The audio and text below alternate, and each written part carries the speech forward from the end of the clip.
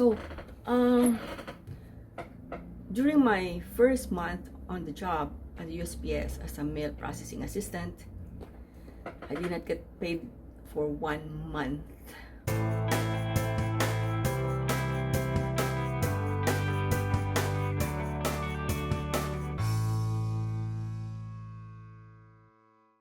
Hello, welcome to Marie Adventure.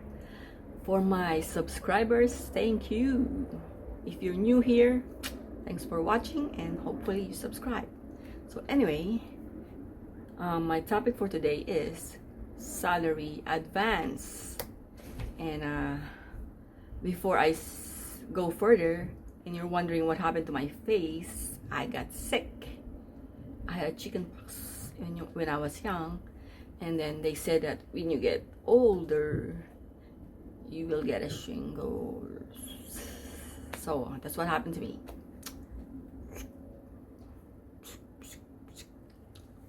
I did not get paid for 2 bi-weekly, so it's a 1 month. I did not get paid for 1 month. So what happened is I do not have my EIN. I do not have access to light blue, and then I did not have my time card, the one that you swipe in the bandy clock. So I do not have any of those. I only got it on the 5th week that I'm working. So because of that, I did not get paid. But I did not know anything about salary advance, so I did not ask for it. I thought I have to wait to get into the system before I get my check. But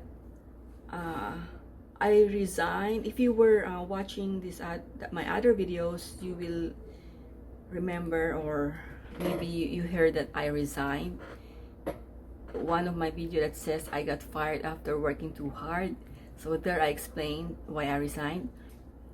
I'm gonna leave a link to my description if you are interested. And then so I resigned, and then I reapplied. So I didn't know that if you resign, you will automatically be kicked out of the system. And then hold on. And then in order for you to get back in the system, you're gonna wait for another 3 to 4 weeks. So that's what happened to me. So when I reapplied and I get my new assignment, I'm working for 3.5 weeks and I didn't get paid again. So I asked my supervisor, I told her that I didn't get paid for 3 weeks. Well, how will I get my salary? You know, I need money, things like that. So what she did is she requested a salary advance. I don't know if she requested it or the plant manager requested it, but I think she communicated it to the higher ups. So thank you, supervisor. You know who you are. You are the best. I want you to know that I appreciate everything that you did for me, and I want you to know that you are the best supervisor I ever had.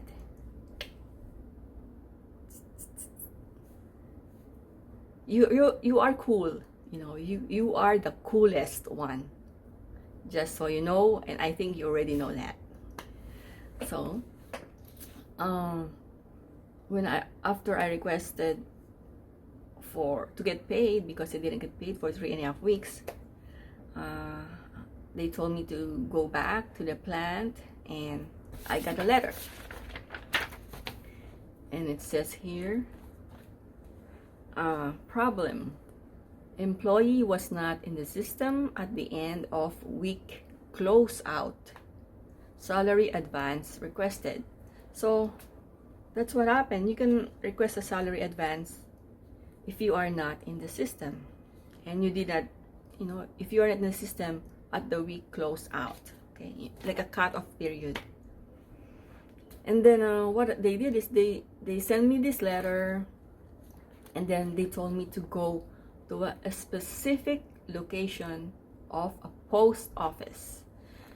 the place where you go and drop your mails and do your postal service transactions, not in the plant but in the post office. So I just want to make that clear.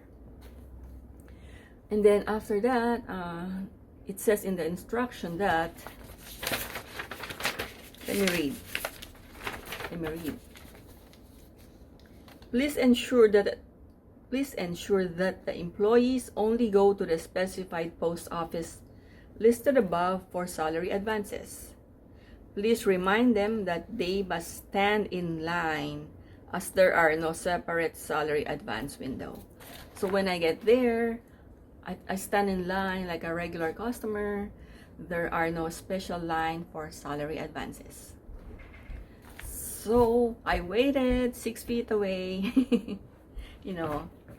If you're watching this in the future, this is during the COVID-19 pandemic, so I fall in line.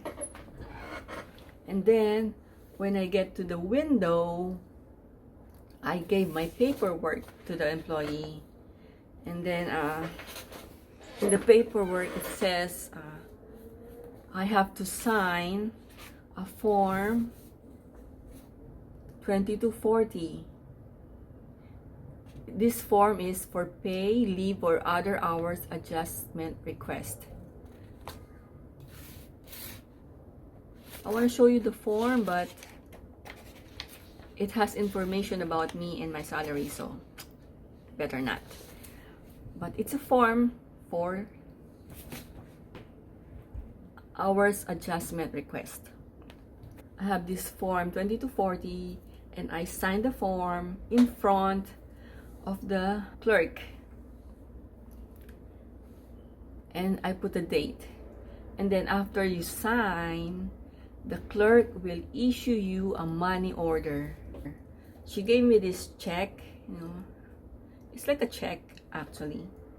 It has a customer receipt on top, and at the bottom is where you write the payee and address and other notes, comments. It's like writing a check. So in the money order, you will put your own name addressed to you, because you are the one who will get the money, right? And then after that, you tear it, because the stub and the check can be separated. You keep the stub, and then the check, you will give it back to the teller. And you know what? Actually, you can use the money order to pay something, You can use it for anything, to pay someone or pay your bills, whatever. But in my case, what I did is I addressed it to myself so I can cash it myself. So after I put my own name to the money order, I gave it back to the teller, and I told her, can you please cash my money order? So she gave it to me in cash. So I left the post office with cash right away after I cash in my money order.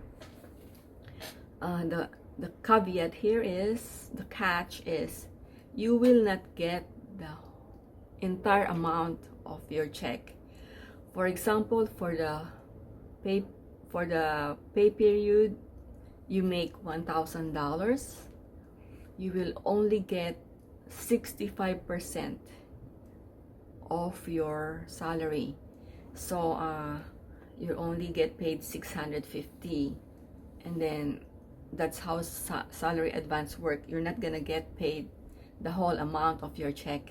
But anyway, 65% is better than zero, because remember I told you in the beginning, I waited 1 to 5 weeks or more than a month and 1 week before I get paid, because I waited for me to get into the system.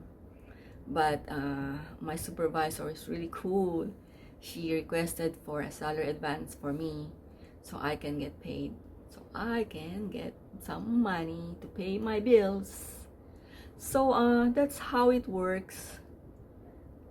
I hope this is good information for you, just in case you already worked 2 weeks and you haven't gotten your paycheck. Ask for a salary advance, and hopefully your supervisor is as cool as mine. And so she will do the paperwork for you. I mean, she will do the request for you. Before I go, please, if you had a chicken pox when you were young, make sure you get a shingles vaccine now that you are older, because if not, and your autoimmune system went down like mine, what happened to me, because I was working I was working 4 in the morning, so I wake up at 2 in the morning. I'll take a shower and leave the house at 3 because I have to drive 1 hour to work. And when I get home from work, it's afternoon. I cannot sleep because my body is not used to sleep during the day.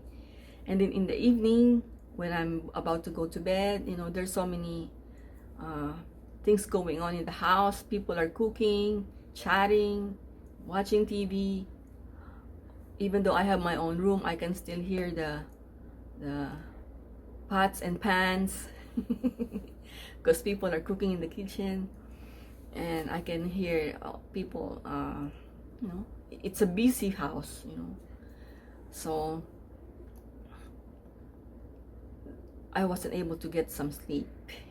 So thank you for watching, and hope to see you again next week. If you haven't subscribed yet, please subscribe. Only if you like, but probably you do. So thank you. Thanks for watching.